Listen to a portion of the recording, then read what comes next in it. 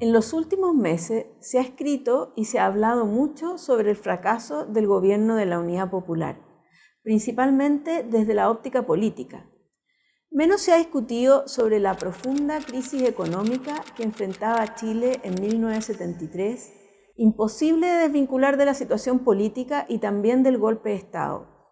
Parece existir bastante desconocimiento sobre esta materia, lo que no es raro, considerando que un 70% de los chilenos no había nacido aún en 1973 y que además las bases de datos de uso habitual no cubren en general ese periodo, por lo que el análisis requiere un proceso de investigación previo. Sabemos que en 1973 la situación económica era caótica. Fuerte desabastecimiento, colas, mercado negro e inflación galopante, con serias dificultades para adquirir artículos básicos. Sin embargo, no están tan claras las causas de esa crisis. ¿Tenía algo que ver con bajos precios de exportación, con un supuesto boicot externo o con el acaparamiento de las clases acomodadas? No es así. La situación de términos de intercambio que enfrentaba el país en esos años era favorable. En dólares, el precio del cobre, moneda de hoy, sería de 4,7 dólares por libra, junto con tasas de interés externas moderadas y un precio del petróleo reducido. La crisis económica era el resultado de un mix insostenible de políticas públicas, que si bien llevaba décadas, se exacerbó hasta el paroxismo entre el año 71 y el 73. Aunque los malos resultados en muchos ámbitos se retroalimentaban, la causa más importante del problema económico era el déficit fiscal, que se financiaba mayoritariamente con préstamos del Banco Central, es decir, con impuesto a inflación, el más distorsionador e inequitativo de los impuestos. En ese entonces, el país llevaba décadas en que la responsabilidad fiscal no estaba dentro de sus prioridades de política. Entre el año 67 y el año 70, el déficit fiscal ya era elevado, de un 3,7% del PIB en promedio, subiendo a casi un 15% promedio entre el año 71 y el 73, con una tendencia fuertemente creciente.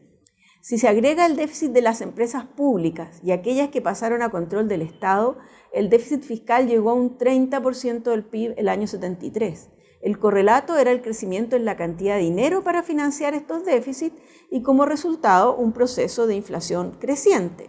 Esta última era un problema endémico en Chile, llegando a casi un 30% promedio al año en la década del 60, con un crecimiento en la cantidad de dinero de 36% también en promedio. Entre el año 71 y el 73, el crecimiento del dinero subió a más de 200% por año, con el resultado esperado en la inflación, que fue de 22% el año 71, 163% el año 72 y más de 500% el año 73.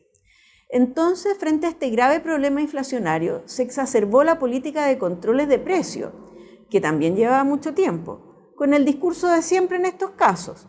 La inflación se producía por los abusos de los empresarios, por lo que se requería que el Estado fijara precios justos para los bienes.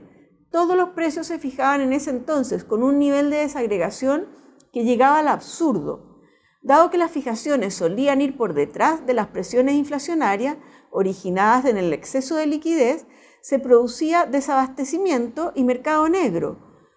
No por el acaparamiento de las clases acomodadas, sino como consecuencia lógica de precios fijados por debajo del nivel de equilibrio y muchas veces también por debajo de los costos de producción. Esto porque otra de las políticas de la Unidad Popular fueron los aumentos salariales, muy por sobre la inflación. En el año 71, el salario mínimo había sido reajustado un 67%, cifra que triplicaba la inflación de ese año, y entre abril del 71 y abril del 73 el índice de salario se había multiplicado por 4 veces. En esas condiciones, el mercado negro terminaba siendo la única forma de abastecerse en forma muy ineficiente de bienes inexistentes en el mercado formal, lo que además generaba habitualmente que las decisiones de compra obedecieran más a criterios de precaución que de necesidad. Las presiones inflacionarias se enfrentaban también con controles cambiarios. dentro de una anárquica política de tipos de cambio múltiples, de acuerdo con el tipo de transacción de que se tratara, que en 1973 fluctuaban entre 25 escudos y 1.300 escudos. Los exportadores de cobre recibían un tipo de cambio muy castigado, por ejemplo, mientras las importaciones de ciertos bienes se vendían a tipos de cambio muy altos, dañando la competitividad productiva. El problema es que la fijación de tipos de cambio con objetivos inflacionarios abarataba artificialmente las importaciones, deteriorando la balanza comercial y las reservas internacionales, que fueron negativas en términos netos entre el 71 y el 73. Por supuesto, la cuenta corriente era fuertemente deficitaria, llegando a un 5% del PIB el 73. La escasez de divisas producida por políticas de precios cerradas se enfrentaba entonces por la vía arancelaria, junto con cuotas y permisos de importación a través de una estructura completamente irracional, con tarifas que fluctuaban entre 0 y 1000%, promediando cerca de un 100%. Esto formaba parte de la política de sustitución de importaciones que se había iniciado hace un par de décadas y que por las presiones de grupos, favores políticos e intentos de evitar la pérdida de divisas había perdido toda racionalidad, resultando en niveles de protección excesivos a una industria crecientemente ineficiente. Un aspecto esencial que contribuyó fuertemente a la crisis económica fue lo ocurrido con el derecho de propiedad. Esto porque el programa de la Unidad Popular contemplaba como uno de sus ejes el traspaso al Estado de parte importante del aparato productivo nacional. Sin embargo, este proceso se llevó a cabo sin un respaldo jurídico y por lo tanto vulnerando muchas veces la institucionalidad o utilizándola en forma mañosa para hacerse de las empresas. El problema fue doble, ya que frente a la extrema incerteza jurídica se afectaron fuertemente las decisiones productivas en un entorno de hostilidad entre trabajadores y empresarios, lo que profundizó la caída de la actividad económica. Las empresas estatizadas o tomadas muchas veces eran administradas sin la necesaria experiencia o con criterios de favorecer a los trabajadores con mejores salarios y a los consumidores con menores precios, lo que deterioraba aún más la situación fiscal, acelerando las presiones inflacionarias.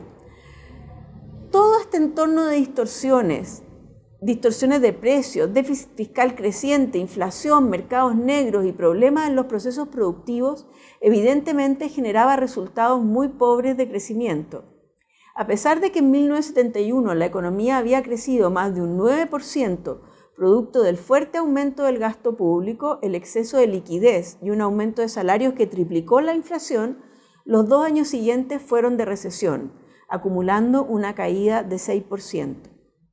En definitiva, en lo económico se enfrentaba un círculo vicioso de deterioro, en que políticas públicas erradas llevaban a introducir nuevas distorsiones que terminaban por agravar los problemas que se buscaba corregir. Era totalmente imposible, sin cambios muy drásticos a la política micro y macroeconómica, que el país pudiera pensar en resolver esa profunda crisis económica que indudablemente se constituyó finalmente en una causa adicional del quiebre democrático y también en un motivo de apoyo en ese entonces al golpe militar.